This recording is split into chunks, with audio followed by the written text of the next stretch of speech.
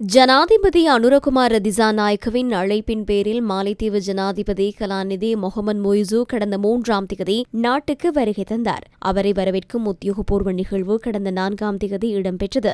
மாலைத்தீவு மற்றும் இலங்கைக்கிடையில் பல்நோக்கு ஒத்துழைப்பை வலுப்படுத்தும் நோக்கில் மாலைத்தீவு ஜனாதிபதி இலங்கைக்கு விஜயம் மேற்கொண்டிருந்தார். மாலைத்தீவு ஜனாதிபதி மற்றும் அவரது பாரியார் சஜிதா முகமது ஆகியோரை வரவேற்கும் உத்தியோகபூர்வ நிகழ்விற்கு பின்னர் இரு நாடுகளுக்கும் இடையில் 7 புரிந்துணர்வு உடன்படிக்கைகள் கைச்சாத்திடப்பட்டன.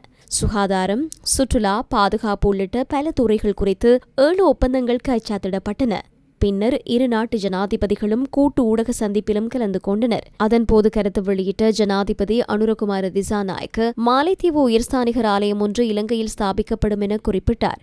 இதேவேளை மாலைத்தீவின் உயர்தரமிக்க கடல் உணவுகளை இலங்கை சந்தைக்கு அறிமுகப்படுத்துவதற்கான வாய்ப்பு உள்ளிட்ட பல துறைகளில் உறவுகளை மேம்படுத்துவது குறித்து மாலைத்தீவு நடவடிக்கைகளை முன்னெடுக்கும் என ஜனாதிபதி கலாநிதி மொஹமட் மொய்சு தெரிவித்தார். இரு நாடுகளுக்கும் இடையில் முக்கியமான மேலும் பல விடயங்கள் குறித்து இரு நாட்டு தலைவர்களும் பேச்சுவார்த்தை நடத்தினர். மாலைத்தீவு ஜனாதிபதி இலங்கைக்கு மேற்கொண்ட முதலாவது விஜயம் இதுவாகும். விஜயத்தை நிறைவு செய்த மாலைத்தீவு ஜனாதிபதி உள்ளிட்ட தூதுக்குழுவினர் இன்று காலை கட்டுநாயக்க விமான நிலையத்திலிருந்து மாலைத்தீவு நோக்கி புறப்பட்டனர்.